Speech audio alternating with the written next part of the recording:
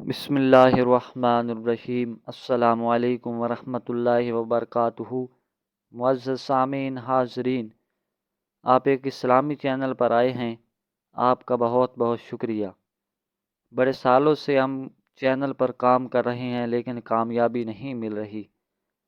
اس کی وجہ یہ ہے کہ ہمارا کنٹینٹ اسلامک ہوتا ہے اور ہم اس کنٹینٹ کو تبدیل نہیں کر سکتے، اور نہ ہم جھوٹ بول سکتے ہیں اور نہ ہم دھوکہ بازی اور فراڈ کر سکتے ہیں۔ چینل چلے یا نہ چلے، ہم نے یہی کنٹینٹ اپلوڈ کرنا ہے۔ آپ دیکھتے ہیں تو آپ کا بہت بہت شکریہ۔ سیرت خاتم الانبیاء محمد مصطفیٰ صلی اللہ علیہ وآلہ وسلم، سیدہ فاطمۃ الزہرا رضی اللہ عنہا کی رخصتی۔ اب حضرت عمیر رضی اللہ تعالیٰ عنہ نے عرض کیا، اے اللہ کے رسول صلی اللہ علیہ وسلم، میں ہر وقت اس کوشش میں لگا رہتا تھا کہ اللہ کے اس نور کو بجھا دوں، اور اس کوشش میں لگا رہتا تھا کہ اللہ کے اس نور کو بجھا دوں، اور جو لوگ اللہ کے دین کو قبول کر چکے ہیں انہیں خوب تکالیف پہنچایا کرتا تھا۔ اب میری آپ سے درخواست ہے کہ آپ مجھے مکہ جانے کی اجازت دیں تاکہ وہاں کے لوگوں کو اللہ کی طرف بلاؤں اور اسلام کی دعوت دوں۔ ممکن ہے اللہ تعالیٰ انہیں ہدایت عطا فرما دیں۔ حضور اکرم صلی اللہ علیہ وآلہ وسلم نے انہیں مکہ جانے کی اجازت دے دی، چنانچہ یہ واپس مکہ آ گئے۔ ان کی تبلیغ سے ان کے بیٹے وہب بھی مسلمان ہو گئے۔ جب حضرت صفوان کو یہ اطلاع ملی کہ عمیر مسلمان ہو گئے ہیں تو وہ بھونچا رہ گئے اور قسم کھا لی کہ اب کبھی عمیر سے نہیں بولیں گے۔ اپنے گھر والوں کو دین کی دعوت دینے کے بعد عمیر رضی اللہ عنہ صفوان رضی اللہ عنہ کے پاس آئے اور پکار کر کہا، اے صفوان، تم ہمارے سرداروں میں سے ایک سردار ہو۔ تمہیں معلوم ہے کہ ہم پتھروں کو پوجتے رہے ہیں اور ان کے نام پر قربانیاں دیتے رہے ہیں۔ بھلا یہ بھی کوئی دین ہوا؟ میں گواہی دیتا ہوں کہ اللہ تعالیٰ کے سوائے معبود نہیں، اور یہ کہ محمد صلی اللہ علیہ وآلہ وسلم اللہ کے رسول ہیں۔ ان کی بات سن کر صفوان رضی اللہ عنہ نے کوئی جواب نہ دیا۔ بعد میں فتح مکہ کے موقع پر حضرت عمیر رضی اللہ عنہ نے ان کے لیے امان طلب کی تھی، اور پھر یہ بھی ایمان لے آئے تھے۔ ان کے اسلام لانے کا قصہ فتح مکہ کے موقع پر تفصیل سے آئے گا انشاءاللہ تعالی۔ اسی طرح ان قیدیوں میں نبی اکرم صلی اللہ علیہ وآلہ وسلم کے چچا حضرت عباس بھی تھے۔ صحابہ کرام نے انہیں بہت سختی سے باندھ رکھا تھا۔ رسی کی سختی انہیں بہت تکلیف دے رہی تھی، وہ کرا رہے تھے۔ ان کی اس تکلیف کی وجہ سے حضور اکرم صلی اللہ علیہ وسلم بھی تمام رات بے چین رہے۔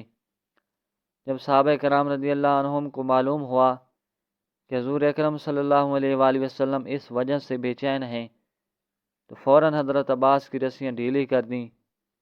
یہی نہیں، باقی تمام قیدیوں کی رسیاں بھی ڈھیلی کر دیں۔ پھر انہوں نے اپنا فدیہ ادا کیا اور رہا ہوئے۔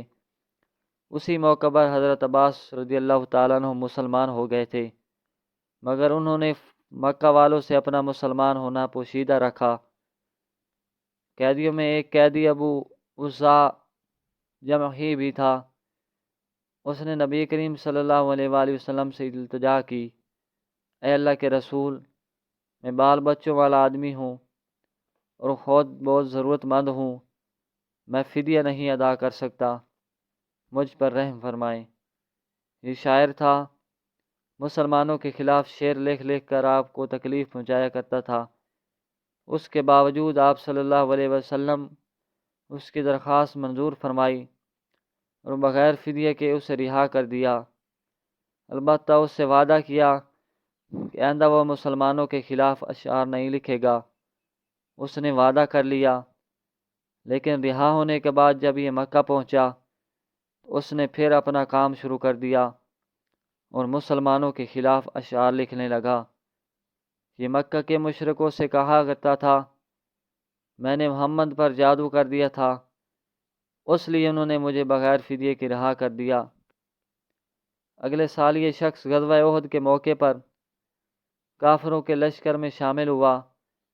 اور اپنے اشعار سے کافروں کو جوش دلاتا رہا۔ اسی لڑائی میں یہ قتل ہوا اور بدر کی فتح کی خبر شاہ حبشہ تک پہنچی تو وہ بہت خوش ہوئے۔ حضرت جعفر رضی اللہ عنہ اور کچھ دوسرے مسلمان اس وقت تک حبشہ ہی میں تھے۔ شاہ حبشہ نے انہیں اپنے دربار میں بلا کر یہ خوشخبری سنائی کہ بدر کی لڑائی میں شریک ہونے والے صحابہ بدری کہلائے، نہیں بہت فضیلت حاصل ہے۔ حضرت ابو ہریرہ رضی اللہ عنہ سے روایت ہے، حضور صلی اللہ علیہ وسلم نے ارشاد فرمایا، اللہ تعالیٰ نے اصحاب بدر پر اپنا خاص فضل و کرم فرمایا ہے۔ ان سے کہہ دیا ہے کہ جو چاہو کرو، میں تمہارے گناہ معاف کر چکا، یا یہ فرمایا کہ تمہارے لیے جنت واجب ہو چکی ہے۔ مطلب یہ ہے کہ ان کے سابقہ گناہ تو معاف ہو چکے ہیں، آئندہ بھی اگر ان سے کوئی گناہ ہوئے تو وہ بھی معاف ہیں۔ غزوہ بدر کے بعد آپ صلی اللہ علیہ وسلم نے اپنی چھوٹی بیٹی حضرت سیدہ فاطمہ رضی اللہ عنہ کی شادی حضرت علی رضی اللہ عنہ سے کر دی۔ شادی سے پہلے آپ نے حضرت فاطمہ رضی اللہ عنہ سے پوچھا، بیٹی تمہاری چچا زاد بھائی علی کی طرف سے تمہارا رشتہ آیا ہے، تم اس بارے میں کیا کہتی ہو؟ حضرت فاطمہ رضی اللہ عنہ خاموش رہیں، گویا انہوں نے کوئی اعتراض نہ کیا۔ تب حضور نبی کرم صلی اللہ علیہ وسلم نے حضرت علی کو بلایا اور ان سے پوچھا، تمہارے پاس کیا کچھ ہے، یعنی شادی کے لیے کیا انتظام ہے؟ انہوں نے جواب دیا، میرے پاس صرف ایک گھوڑا اور ایک زرہ ہے۔ یہ سن کر آپ صلی اللہ علیہ وسلم نے ارشاد فرمایا، گھوڑا تو تمہارے لیے ضروری ہے، البتہ تم زرہ کو فروخت کر دو۔ حضرت علی رضی اللہ تعالی عنہ نے وہ زرہ 480 درہم میں فروخت کر دی اور رقم لا کر آپ صلی اللہ علیہ وسلم کی خدمت میں پیش کر دی۔ اس سلسلے میں ایک روایت یہ بھی ہے کہ جب حضرت عثمان کو پتہ چلا کہ شادی کے سلسلے میں حضرت علی اپنی زرہ بیچ رہے ہیں تو انہوں نے فرمایا، یہ زرہ اسلام کے شاہ سوار علی کی ہے، یہ ہرگز فروخت نہیں ہونی چاہیے۔ پھر انہوں نے حضرت علی رضی اللہ تعالیٰ عنہ کے غلام کو بلایا، انہوں نے 400 درہم دیتے ہوئے کہا، یہ درہم اس زرہ کے بدلے میں علی کو دے دیں، اور ساتھ ہی انہوں نے زرہ بھی واپس کر دی۔ بہرحال اس طرح شادی کا خرچہ پورا ہوا اور حضور نبی کریم صلی اللہ علیہ وسلم نے حضرت علی اور حضرت فاطمہ رضی اللہ تعالیٰ عنہ کے نکاح کا خطبہ پڑھا۔ پھر آپ صلی اللہ علیہ وسلم نے دونوں کے لیے دعا فرمائی۔ غزوہ بدر کے بعد غزوہ بنی قینقاع پیش آیا۔ قینقاع یہودیوں کے ایک قبیلے کا نام تھا۔ یہودیوں میں یہ لوگ سب سے زیادہ جنگجو شمار ہوتے تھے۔ مدینہ منورہ میں آمد کے بعد نبی کریم صلی اللہ علیہ وآلہ وسلم نے یہودیوں سے صلح کا معاہدہ فرمایا تھا۔ معاہدے میں طے ہوا تھا کہ یہ لوگ کبھی آپ صلی اللہ علیہ وسلم کے مقابلے میں نہیں آئیں گے اور نہ آپ صلی اللہ علیہ وآلہ وسلم کے دشمنوں کو کوئی مدد دیں گے۔ جن لوگوں سے معاہدہ ہوا ان میں یہ 3 قبیلے شامل تھے، بنی قینقاع، بنی قریظہ اور بنی نذیر۔ معاہدے کی ایک شرط یہ تھی کہ اگر کوئی دشمن مسلمانوں پر حملہ کرے گا تو یہ تینوں قبیلے مسلمانوں کی پوری مدد کریں گے، ان کا ہر طرح ساتھ دیں گے۔ لیکن ان لوگوں نے معاہدے کی خلاف ورزی کی۔ انہوں نے ایک مسلمان عورت سے بدتمیزی کی۔ ان کی بدتمیزی کو پاس سے گزرتے ہوئے ایک صحابی نے دیکھ لیا۔ انہوں نے اس یہودی کو قتل کر دیا۔ یہ دیکھ کر محلے کے یہودیوں نے مل کر ان صحابی کو شہید کر دیا۔ اس خبر کے پھیلنے پر وہاں اور مسلمان جمع ہو گئے۔ تو یہ خوبصورت واقعہ اچھا لگا تو ہمارے چینل کو سبسکرائب فرما لیں۔ آپ کا بہت بہت شکریہ۔ والسلام۔